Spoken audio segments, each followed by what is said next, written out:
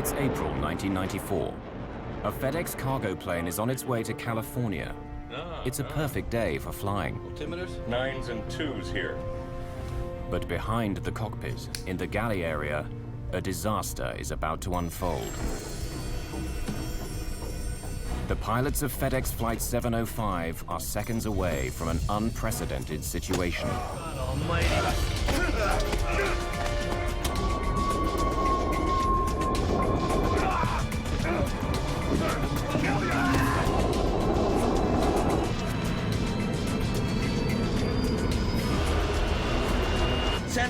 Center emergency. He's had an attempted takeover. We need an ambulance, and we need armed intervention. Let me up!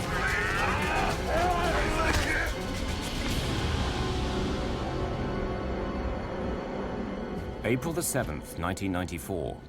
Worldwide headquarters of Federal Express in Memphis, Tennessee. Servicing 171 countries, the company delivers over 2 million packages per day and works to a tight schedule. Flying conditions are perfect at the Memphis airport. FedEx Flight 705 to San Jose, California is preparing to depart with a 3-man crew. Has the afternoon flight to San Jose got any jump seaters on it?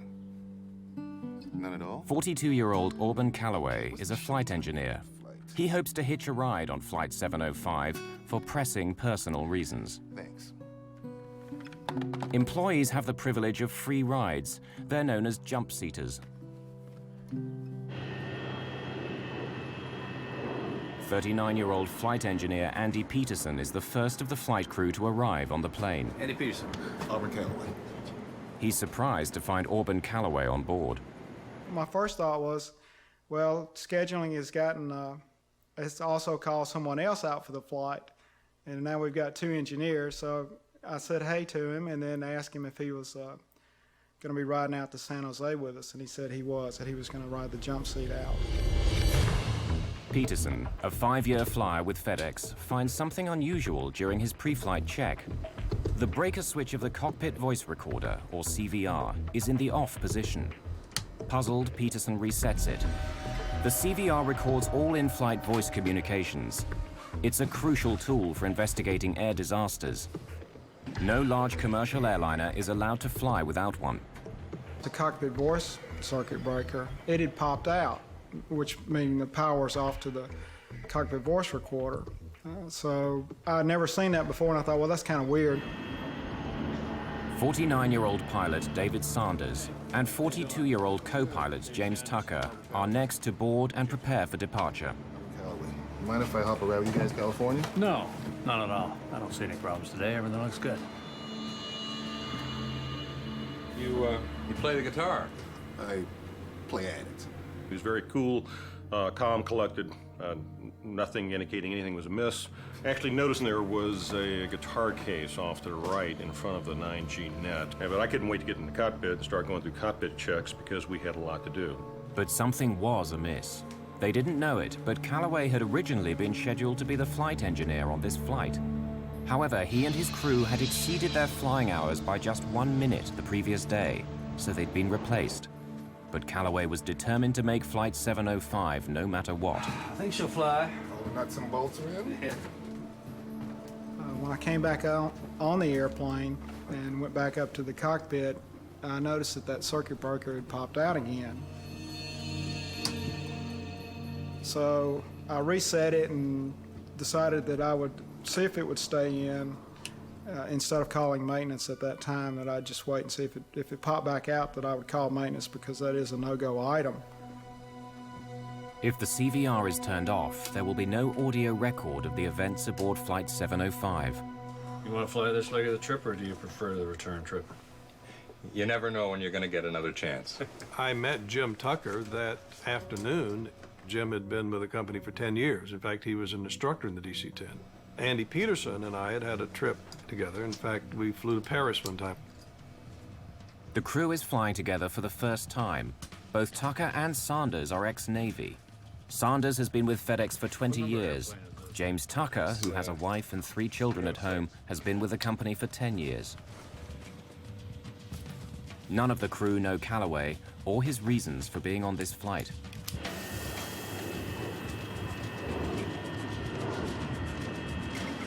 Express 705, heavy runway 27, clear for takeoff. Express 705, cleared for takeoff. Lights if you want them.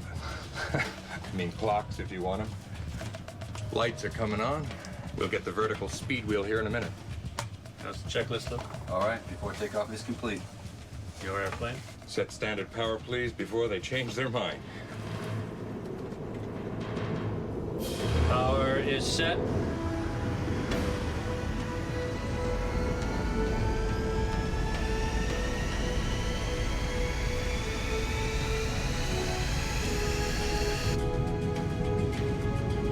Knots.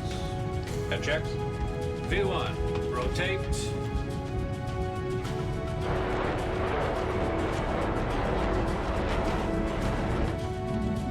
Positive rate. Gear up, please. FedEx Flight 705 is airborne and westward bound. The weather to California is clear, and if all goes as planned, they'll be back home within 10 hours. But back in the cargo area, Auburn Calloway is launching a different plan. A plan he's been shaping and reshaping for several days.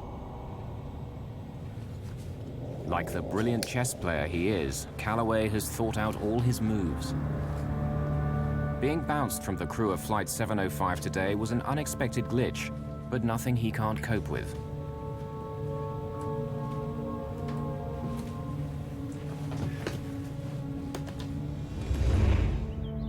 At his home that morning, Calloway already had to make a small adjustment to his plans. The flight bag he'd planned to take with him on his journey is in for repairs, so instead he packs a guitar case. As a company employee, he's unlikely to be searched, and a guitar case seems innocent enough.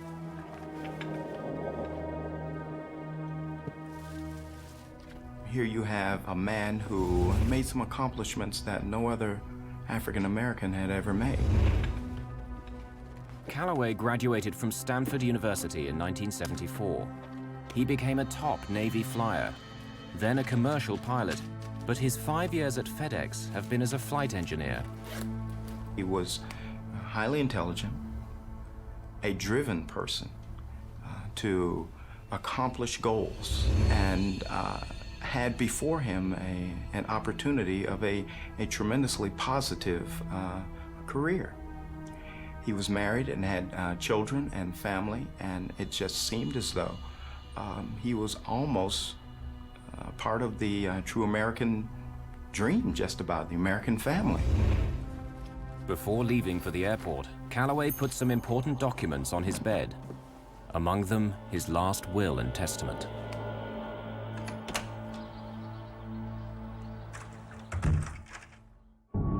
FedEx Flight 705 is several minutes outside Memphis, still climbing and passing through 5,800 meters. Jim Tucker is hand-flying the airplane, using control wheel steering mode and enjoying the clear afternoon skies. A couple of meters away sits Auburn Calloway. Behind him lie frustrated expectations of a brilliant career and a marriage that ended in tears. 2 minutes? 9s and 2s here. After takeoff is complete. Calloway has a terrifying plan. His guitar case is packed with several hammers and a spear gun.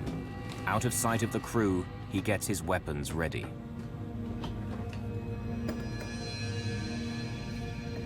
To be successful, Calloway will have to act quickly. Speed and strength will be critical. Calloway is a former Navy pilot and a martial arts expert, so speed and strength come as part of the package. The original plan was to take out his original crew, which would have only been 2 individuals. One was a female, much smaller than the crew that he wound up facing on Flight 705. No, I live in Fisherville. Fisherville. Great spot. I had the cockpit door locked open. I noticed that Calloway was walking up into the cockpit. I just caught him out of the corner of my eye and basically saw his you know, his arm coming up, and I thought, well, he's just coming up to sit and talk with us for a while.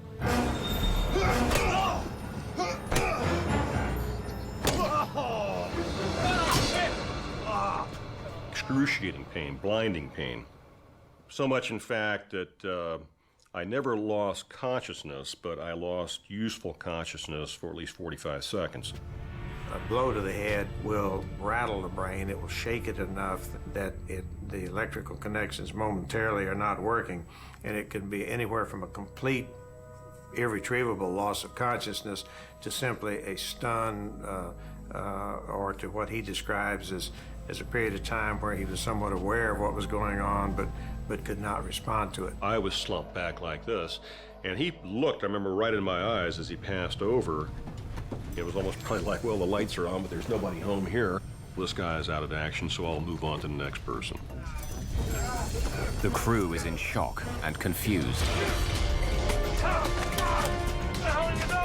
What I saw was simply a face in his eyes and an object coming down at me. I didn't discern any emotion or hate or anger. I just saw a threat, and I didn't really know what the threat was, because it's so shocking. And for a crew member who is a pilot in uniform to attack another pilot is unheard of in the airline industry. Although terribly injured, Peterson and Tucker are still alive. Get him! Get him! Get him! Calloway hurriedly retreats out of the cockpit. Unaware of each other's injuries, the crew starts to mobilize. Calloway has a backup plan. The spear gun stashed outside the cockpit is a deadly weapon. Sit down! Sit down! Get back to your seats! This is a real gun, and I'll kill you! There was a loud ringing in my ear, and I was a little unbalanced. But I saw this spear gun, and I thought, well, the only thing I can do is try to grab it. So I grabbed the spear. It sticks out of the spear gun about, I don't know, 4 inches or so. So I grabbed it right behind the barbs and tried to hang on to it real tight. Tucker does something that Calloway is not expecting. He pulls back the yoke and puts the plane into a sudden 15-degree climb. It throws the struggling men out of the cockpit into the galley behind. I had already figured out that what I had in my hands is probably one of the best weapons available, and that was the aircraft itself. Tucker has not been just a Navy pilot, but a combat instructor flying A-4s. His fighter pilot experience would prove invaluable in the next few minutes. I was looking at this whole situation as if it was an air combat maneuvering situation. Get him! We're taught in the Navy and in the fighter community is that, you know, the first thing you want to do is engage the bogey, and engage the bad guy. You make him predictable by engaging him, and you use his predictability then against him, and then you kill the bogey. Get him! Get him! Get him! But the co-pilot doesn't stop there. Tucker immediately rolls the massive aircraft to the left in an acrobatic maneuver to try and disarm Calloway. The men roll along the smoke curtain to the left side of the plane. I knew that I had to do something very abrupt, very, very rough, and something that he would not be expecting.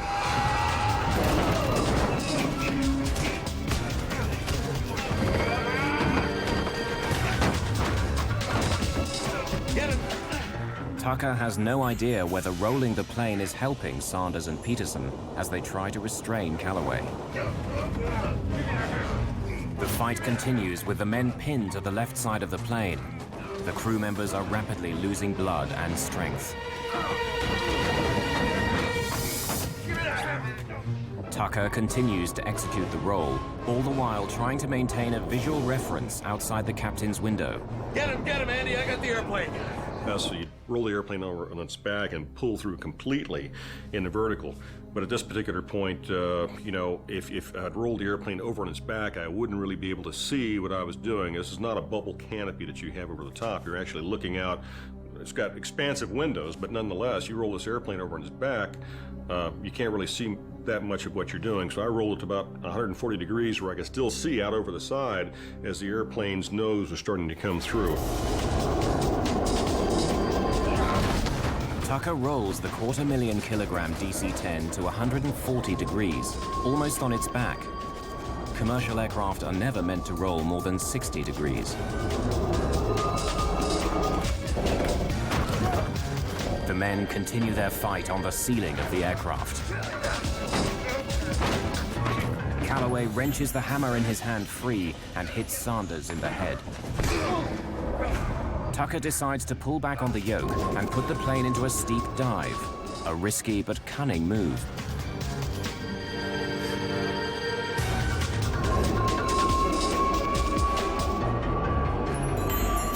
The G-force of the dive pushes the men back along the ceiling to the smoke curtain. The plane is traveling at a very dangerous speed. Tucker is making demands of the aircraft for which it was not designed. DC-10s are never meant to be flown past 695 kilometers per hour. Tucker is over 800 kilometers per hour. No DC-10 in history has been flown so fast and survived. The airspeed indicator was maxed. It was all the way to what we call the barber pole. Couldn't go any faster, but you could tell that you were going quite a bit faster because of things you don't normally hear in a jet that size, and one is the incredible amounts of sound of wind coming across the cockpit. The plane approaches supersonic speed. With the increased airspeed, the airflow over the stabilizer becomes disrupted. The elevators begin to flutter back and forth. If the flutter becomes more pronounced, they may become inoperable, and Tucker will no longer have the means to pull the plane out of the dive. If I didn't pull out soon, the airplane was probably going to come apart because I was getting into a phenomenon known as Mach tuck, where the airplane is pitching over because the airspeed is increasing so much. The wind flow over the surfaces of the wings is doing things that it's not even designed to do. The injury to the left side of Tucker's brain is beginning to paralyze functions on the right side of his body. Tucker notices something alarming. The plane is traveling at this incredible speed because the throttle levers have been left in their automatic climb setting from takeoff. The DC-10 is now in a vertical dive with the engines at nearly full power. Tucker must release his only usable hand from the yoke to pull back on the throttles. With power reduced to idle, the DC-10 is still not out of danger. Despite Tucker's maneuvers, Calloway is gaining the upper hand. Calloway hit me with the third blow, which was in the top of my head, nearly rendered me unconscious. I began to gray out. At that very same time, it occurred to me we might lose this thing. As Tucker starts to pull the plane carefully out of the dive, the elevator flutter increases. Balance panels, counterweights that help the pilots manipulate the elevator, break free and begin to wrinkle the skin of the stabilizer. Tucker fears that if he pulls back too hard during the dive, all the surfaces on the tail section would be in danger of coming off.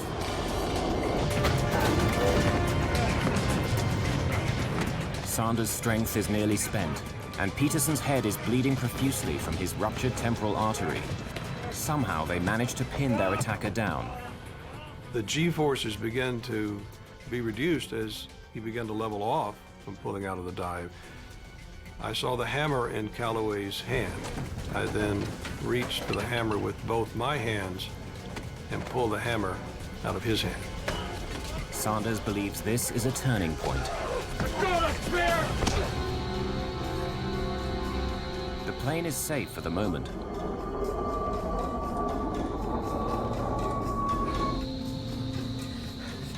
About a minute after the attack begins, Tucker finally has a chance to radio Memphis. Center emergency.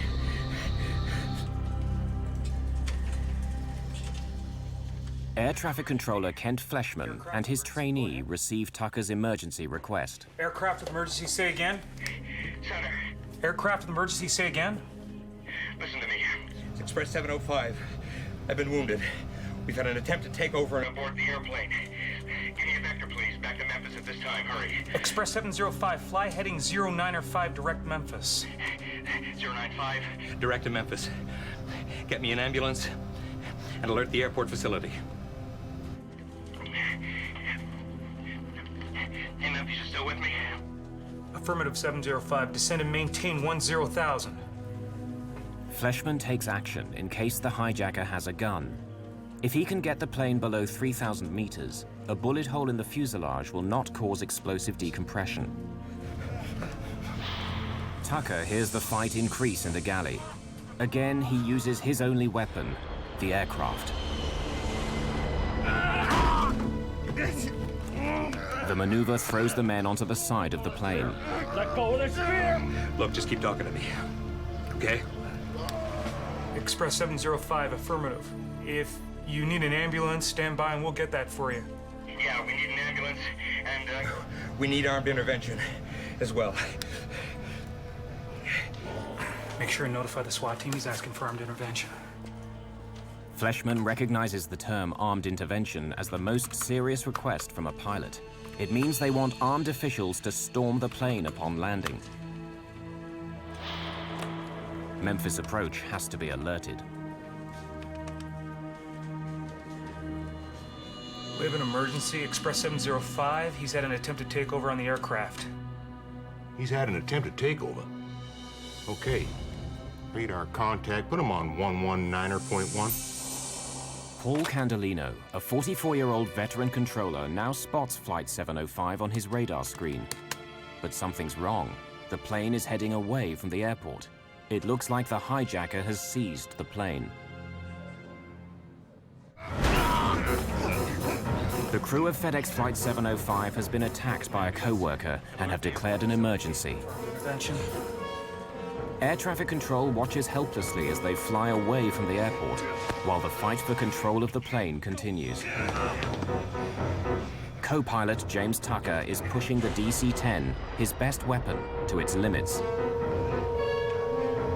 He now throws the wheel round, flipping the massive plane in the opposite direction. Tucker, drawing on his military experience, reverses the role, keeping his maneuvers unpredictable. Here I am, all alone in the cockpit. The fight is still going on in the back. I don't know who's winning, I don't know who's losing. And that was about the only time I really had time to be frightened. And it was a very horrifying situation at that point, thinking that quite possibly Auburn was winning. 3.5 minutes after the attack, though pinned and injured, Auburn Calloway will not relinquish the spear. The anger was coming in then, and so when I hit him, it was with the intent to disable him and eliminate his ability to fight. Not kill, but to injure him sufficiently that he could fight no more. So when I swung the hammer, it was with all the strength that I had. Sanders and Peterson momentarily subdue Calloway. Put it on autopilot. Get back here. The captain's yelling at Tucker to come and help, but he's the one flying the plane. Express 705. Contact Memphis approach on 119.1. They are aware of your emergency. Jim, quick, Jim. Request a single frequency approach. Single frequency approach, Roger. We'll pass that along. 119.1. Put it on autopilot. Come on, Jim, quick! Get back here. But you have to understand that that's probably the strangest request that I've ever had, come my way, because here I am, the only one up front in the cockpit now, and for me to go ahead and get up and go to the back means I've got to, first of all, stand up, which I didn't know until the particular time that I tried to stand up. It was very, very difficult to do so. Jim Tucker, with a fractured skull and only one side of his body functioning, puts the plane on autopilot and struggles out of his seat to help. Hey, wait a minute, I'm coming. Autopilot. But the plane's gyros haven't stabilized sufficiently for the autopilot to take over. Okay. Now, no one's flying the plane. 705 Heavy, how do you hear? Paul Candelino tries to establish radio contact with Flight 705, but there's no response. Their radar screens show the aircraft turn to the north, then the west, finally southwest, heading away from the airport. There's only an eerie silence. Anything could be happening on board the plane. As I stepped into the forward cargo area, I was absolutely amazed at what I was seeing. All three of the individuals are completely covered with blood.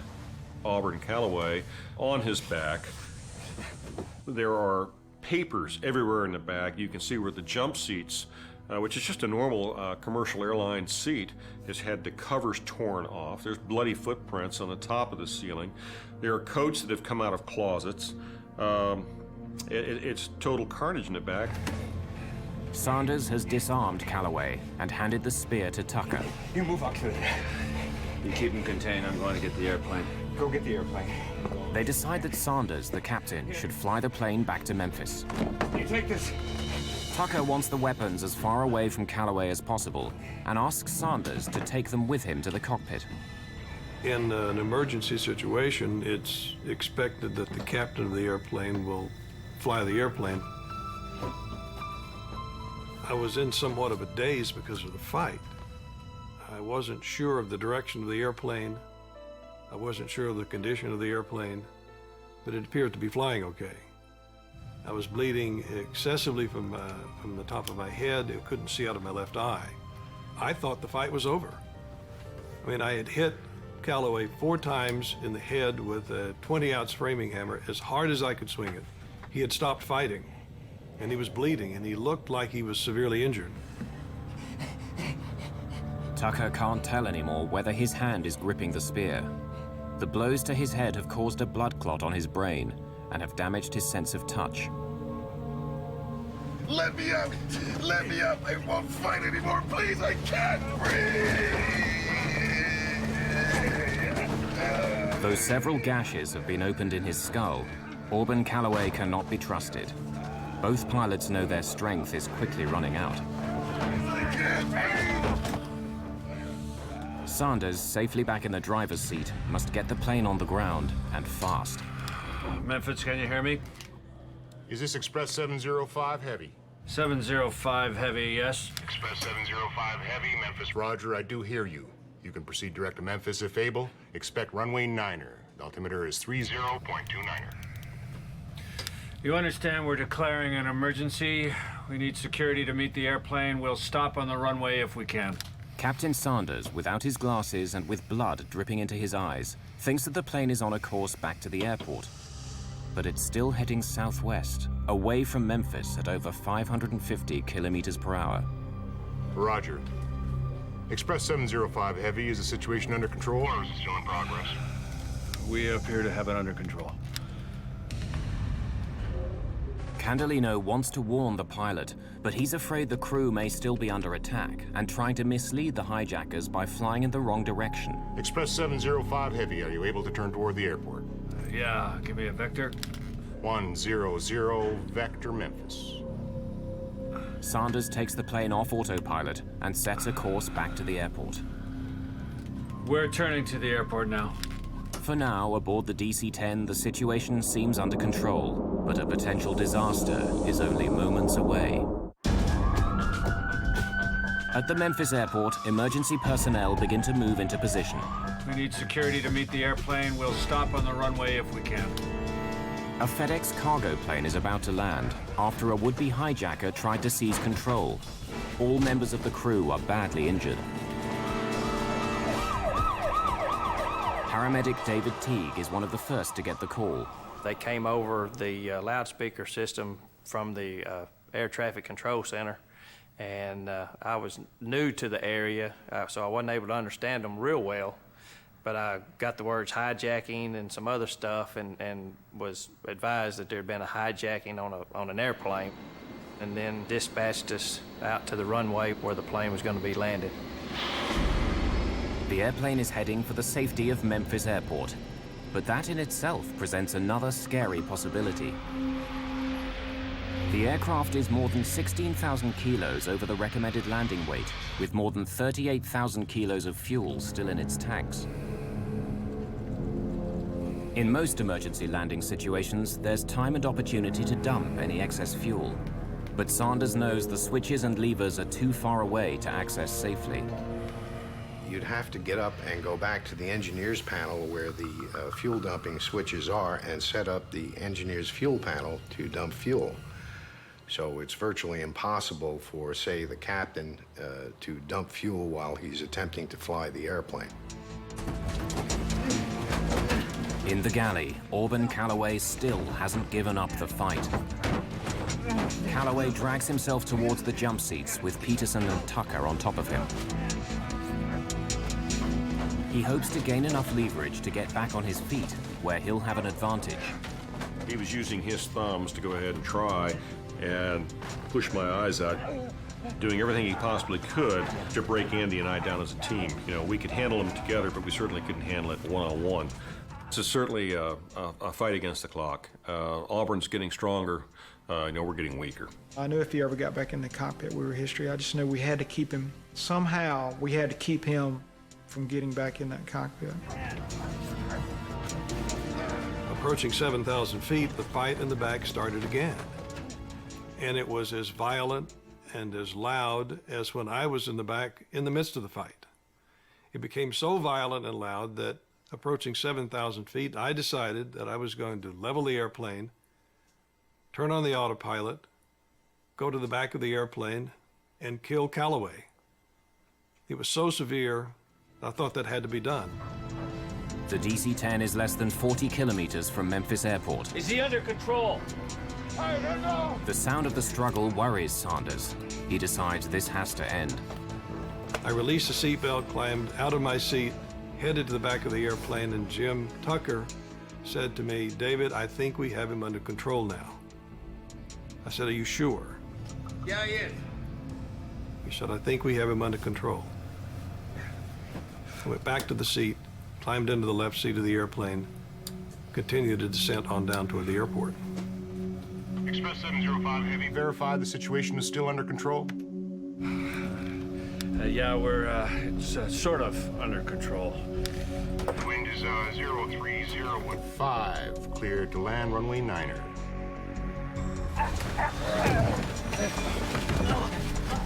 Clear to land? Now Sanders faces yet another possible disaster. The delay caused by getting out of his seat means he's way over the normal approach speed, too high and too fast. He'll not be able to slow the overweight plane quickly enough to land on runway 9er. Coming around to 36 left. Runway 36 left is longer at 2,800 meters, but it's perpendicular to his flight path. To land there, he needs to make a series of turns, reasonable maneuvers for a fighter jet or a crop duster, but for an overloaded DC-10 with an injured pilot, nearly impossible. First, he must turn 90 degrees to the right, fly parallel to the runway, and then execute a tight 180-degree turn.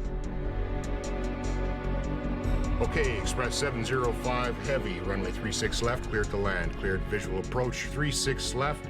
Wind is 050 at 8. Sanders must ignore the computer warnings and push the plane beyond normal operating limits. The plane is nearly on its side. All of a sudden, he just turned it up on his wingtips, looked like a fighter jet, and put it in a real tight turn, and then disappeared down behind the terminal. When he got down low enough, we couldn't see him. And at first, I thought he might have crashed because there was some construction going on the airport at that time, and there was some smoke coming up south of the terminal, kind of where we were going. A hammer is lying in the galley. The men struggle to reach it. This could be Calloway's last chance to gain control. Sanders has turned 90 degrees to the south, flying the downwind leg parallel to runway 36 left. The airplane was probably at about 300 feet above the ground at that time. The throttles are at idle. They've been at idle since I left 7,000 feet. That's an extremely unusual engine power setting to land a big airplane. You always land, make the approach with power on, a lot of power on. In this case, it was at idle because I wanted the airplane to slow down so that we would not exceed the limits of the landing gear and the flaps, so that we would touch down at or below 195 knots.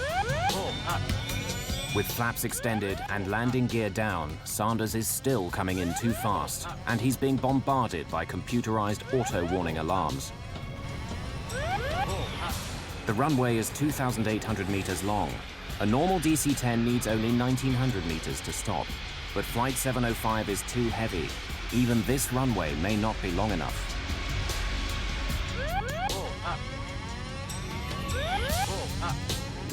Peterson manages for the first time in the fight to get hold of a hammer, but is extremely weak due to blood loss. You gotta hit him, Andy, you gotta hit him! I was almost like pleading with him, and I told him, I said, Andy, you know, you gotta hit him. You know, he's about ready, you know, to take us down. And I guess I gave him kind of a blank stare of, you know, what are you talking about? And he looked at me real stern, like a father would look at his son, saying, you've got to do this. And he said, hit him.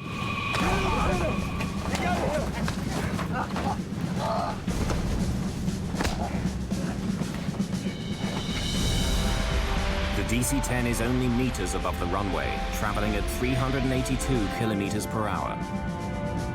Sanders can only hope he won't explode the tires or crash beyond the runway.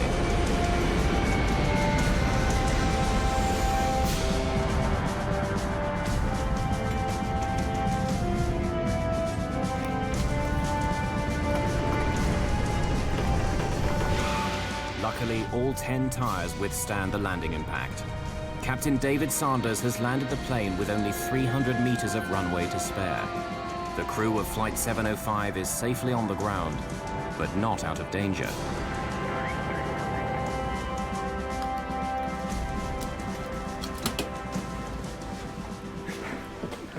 Blow the door.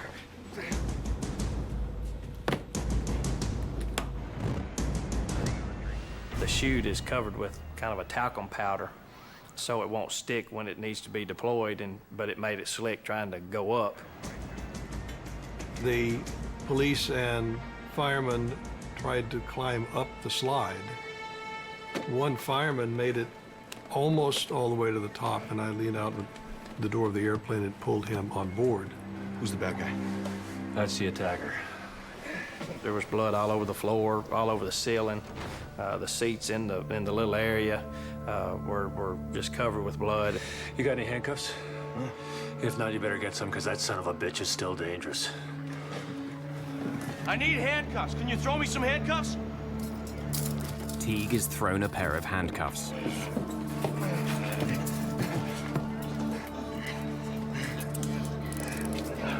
Stand here in the middle of the chain.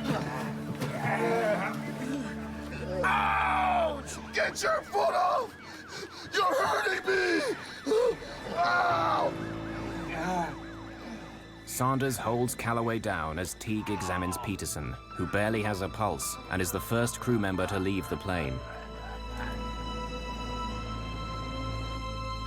Sanders is the last member of the crew on board. Standing in the door of the airplane, I had a sense of euphoria I've never experienced before or since. It was the sense of we had been there, and we came back and we won.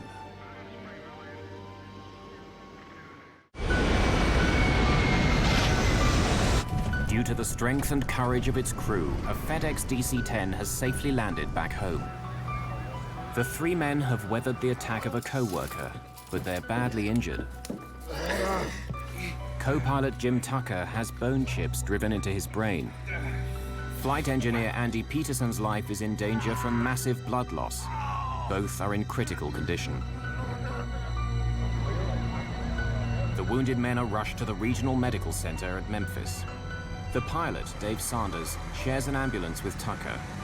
It's only during this ride that he realizes the extent and severity of his co-pilot's injuries. Tucker is taken to emergency by stretcher. Sanders is helped, but can walk.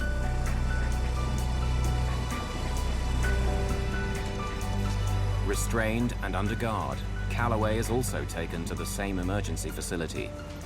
But the important question still remains. Why did Auburn Calloway attack the crew of Flight 705? The full story is beginning to unfold. Divorced in 1990, Auburn Calloway still tries to support his ex-wife and their two children, and wants to secure their financial future. He was very interested in the welfare of his children, very interested that they not live the kind of childhood he had lived. The evidence for a suicidal mission against FedEx grows as investigators search the aircraft and find a letter to Calloway's estranged wife. Dear Pat, I want you and the kids to know that I lived for you. I thought of your welfare every day. Though, for example, how can I guarantee having enough money for Keela and Bernie's Stanford education?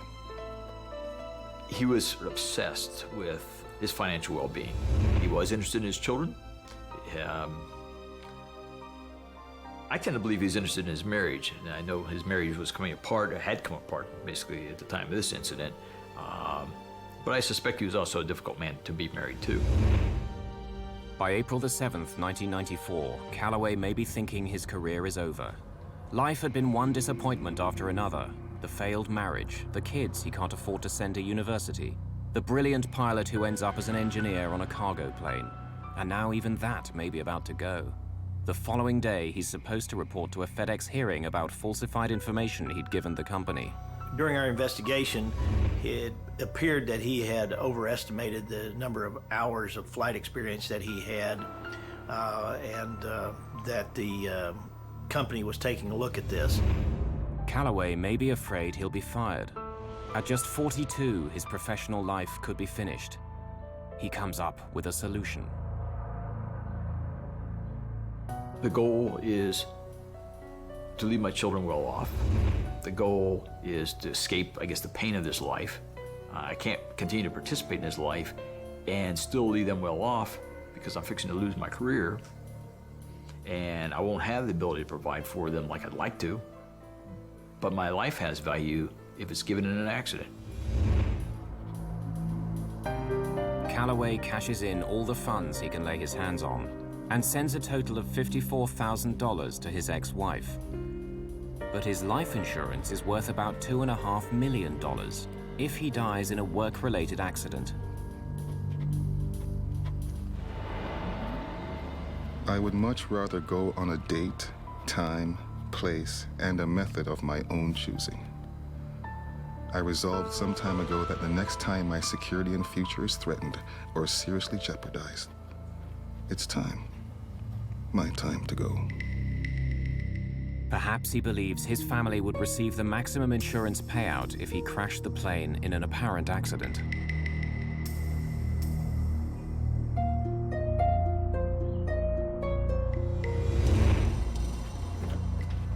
If this was Calloway's idea, he was planning it perfectly. He was armed with unusual weapons for hijacking, hammers and a spear gun. After injuring the crew, he could take control of the plane. A bomb or gun could leave traces at the scene of a crash, but if investigators found a spear gun or hammers, it would be very difficult to tie them to an attack on the crew. I believe it would have been impossible to tell the difference in the type of injuries that a hammer would have made with the type of injuries that you might sustain in a large crash. Auburn had spent the week leading up to this incident preparing to die and basically get his affairs in order. Calloway even goes to a lawyer to change his will before boarding the FedEx flight. He left his will and testament on his bed so that it would be easily found. For any crash to look like an accident, there is a key obstacle: the plane's cockpit voice recorder. Switching off the CVR's power would disable any recording. I think she'll fly. As long as all the nuts and bolts are there. Yeah. If Peterson, in his pre-flight inspection, discovers the thrown switch, it would be a setback. But Calloway would know he simply has to fly the airplane for half an hour. That's the length of the tape's recording time. After 30 minutes, any incriminating recording would be gone forever. Now, I think he was going to do something very, very horrible with it. Something along the lines of what we've seen on 9/11. Had Calloway been able to seize control of the plane, he could have crashed the DC-10 with over 38,000 kilos of fuel aboard into any site, including the FedEx headquarters, the hub, crippling his employer and killing a large number of workers on the ground. It would have been the ultimate revenge for perceived injustices by the company.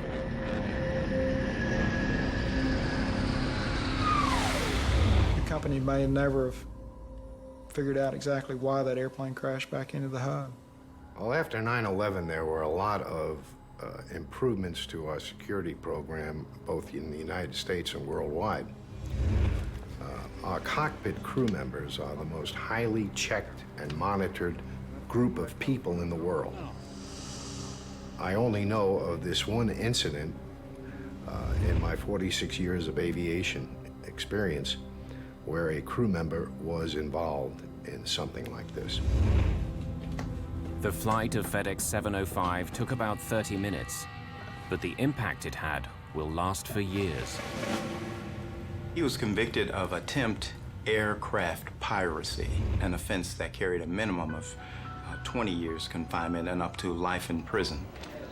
Although Auburn Calloway pleaded temporary insanity at his trial, the jury didn't believe him and found him guilty. On August the 11th, 1995, he was sentenced to life imprisonment in a federal penitentiary. He has no chance of parole. The pilots on Flight 705, they are the real heroes.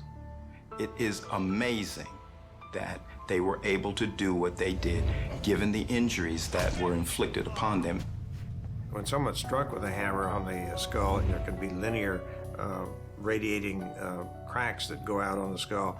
And then if it's hard enough, there may well be in-driven bone right at the site where the hammer head hits the skull and drives it into the skull. This is a replica of my skull cap.